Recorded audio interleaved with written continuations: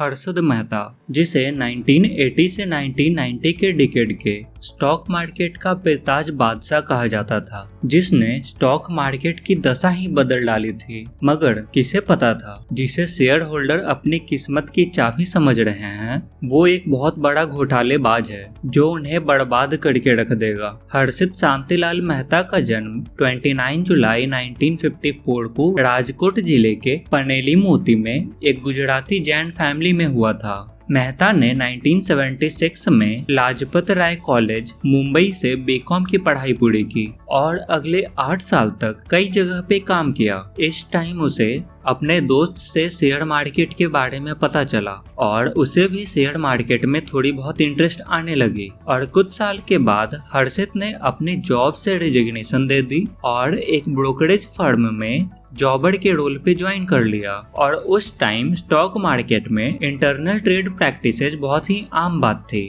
और सेबी इस पे ज्यादा ध्यान नहीं देती थी। इंटरनल ट्रेड प्रैक्टिसेस किसी भी कंपनी के अंदर की इंफॉर्मेशन के बेसिस पे शेयर को खरीदना या बेचना होता है, जो इंफॉर्मेशन अभी तक नॉर्मल लोगों के लिए पब्लिक नहीं हुई है। 10 साल में ही 1980 में उसने पास्ट जॉब की एक्सपीरियंस से ब्रोकरेज फर्म की एक ब्रांच में काम किया और वहां उसे शुरू में काफी प्रॉफिट भी हुए, पर आगे उसे बहुत ज्यादा नुकसान भी उठाना पड़ा। फिर 1984 में मेहता एक ब्रोकर के रूप में बीएसई का मेंबर बना। बीएसई में एक ब्रोकर कार्ड के साथ साथ उसे क्रेडिट फैसिलिटी भी अपने firm Growmore research and asset management के नाम पर ले ली। फिर 1986 में हर्षित ने एक्टिवली अपने ब्रोकरिंग और कंसल्टेंसी बिजनेस को स्टार्ट किया। 1990 के स्टार्टिंग तक कई पॉपुलर लोग उसकी फर्म में इन्वेस्ट करना स्टार्ट कर दिए थे और उसकी कंसल्टेंसी सर्विस अवेल कर रहे थे। इस टाइम फ्रेम के दौरान स्पेशली 1990 टू 1991 में मीडिया में हर्षित की एक बहुत बड़ी पर्सनैलिटी बन गई थी, जिसे कई मीडिया आउटलेट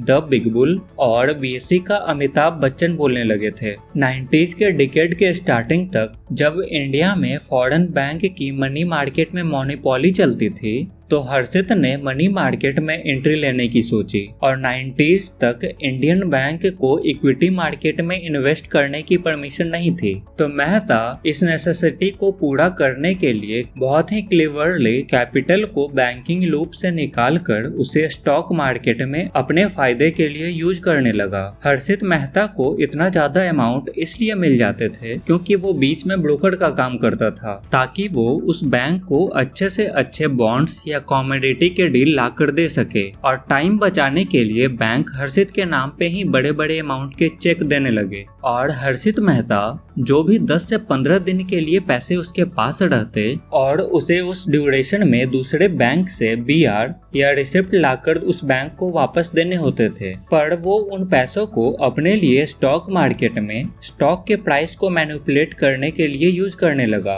और जिस वजह से वो बैंक को भी ज्यादा रिटर्न लाकर देने लगा और इसे वो अपने लैंग्वेज में बैंकरेज बोलता था। उस समय एक बैंक को दूसरे बैंकों से ट्रांजैक्शन और बॉन्ड खरीदने के लिए ब्रोकर के थ्रू जाना पड़ता था और बैंक ने एक और मीडियम को बहुत ही ज्यादा लार्ज स्केल में यूज किया, जो कि था बीआर यानी कि बैंक रिसिप्ट, जो कि एक रेडी फॉरवर्ड डील में टाइम बचाने के लिए ताकि सिक्योरिटीज को ज्यादा एडजस्ट ना करना पड़े, उस जगह बैंक बीआर का यूज करती थी। हर्षित मेहता बैंक के पैसों को इतना मैनिपुलेट अपने लिए करने लगा कि कई बार हर्षित ने अलग अलग बैंक को फेक बीआर भी दिए और कई बार तो वो बैंक को बस ये बोल देता था कि आपको आपकी बीआर कुछ दिन बाद मिल जाएगी। और उस टाइम हर्षित मेहता के मार्केट में बहुत अच्छी रेपुटेशन होने की वजह से बैंक भी उसे कुछ ज्यादा क्रॉस वेरीफाई नहीं करती थी और कई बैंक्स ने भी फेक बीआर क्रिएट करने में हर्षित की हेल्प की। पर 23 अप्रैल 1992 को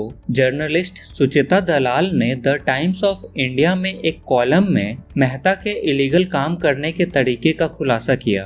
तब से सबकी नजर हर्षित मेहता पे जाने लगी और सुचिता दलाल हर्षित मेहता के घोटालों का खुलासा कई बार किया। एक रेडी फॉरवर्ड डील में 2 बैंक इन्वॉल्व होते हैं जो एक कमीशन के एक्सचेंज में ब्रोकर के थ्रू लाए जाते हैं। ब्रोकर ना ही कैश को संभालता है और ना ही सिक्योरिटीज को, वो सिर्फ डील करवाता है। पर इस स्कैम में ऐसा नहीं था और हर्षित ने SBI से बिना BR के 500 करोड़ लिए और दूसरे बैंक से SBI को BR भी नहीं ला कर दिया। इसका SBI को पता चलते ही वो हर्षित से पैसा लौटाने को बोले तो हर्षित ने भी किसी और बैंक से पैसे लेकर SBI को पैसे वापस कर दिए। फिर यहाँ से इंडिया की सारी बड़ी बड़ी एजेंसी उसके पीछे पड़ गई। जब ये हर्षित मेहता के इलीगल काम करने के तरीके सबको पता चले तो सारे बैंकों ने भी अपने पैसे मांगने शुरू कर दिए। बाद में हर्षित मेहता पर 72 चार्जेस के आरोप लगाए गए और उसके खिलाफ 600 से भी ज्यादा सिविल एक्शन सूट दायर किए गए। मेहता और उसके भाई को CBI ने 9 नवंबर 1992 को लगभग 90 कंपनी के 2.8 मिलियन से भी ज्यादा शेयर को गलत तरीके से प्राइस मैनिपुलेशन करने के आरोप पे गिरफ्तार किया।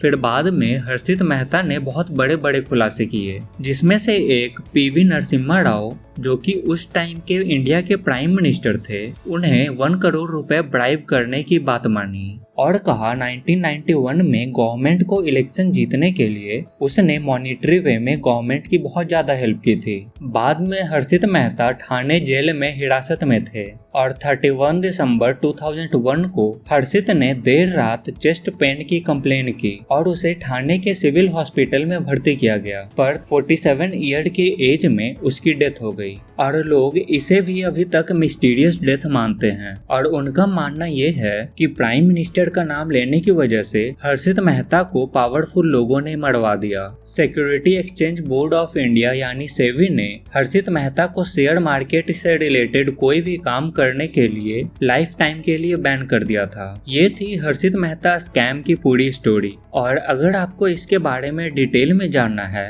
तो आप सुचिता दलाल, जो कि उस टाइम टाइम्स ऑफ इंडिया की जर्नलिस्ट थी और जिन्होंने हर्षित को बार बार एक्सपोज किया था, आप उनकी book the scam, who won, who lost, who got away पढ़ सकते हैं। और सोनी लिव पे इसी बुक पे बेस्ड स्कैम 1992 नाम की वेब सीरीज आप देख सकते हैं। इस सीरीज में हर्षित मेहता स्कैम को बहुत ही डिटेल में और क्लियरली दिखाने की कोशिश की गई है, तो ज्यादा इन्फॉर्मेशन के लिए आप उसे भी चेकआउट जरूर करें। तो ये थी हर्षित मेहता स्कैम की पूरी इन्फॉर्मेशन। तो उम्मीद है इस वीडियो में आपको कुछ जानने को मिला होगा। तो फिर मिलते हैं ऐसे ही नए इन्फॉर्मेटिव वीडियो में, तब तक के लिए टेक केयर।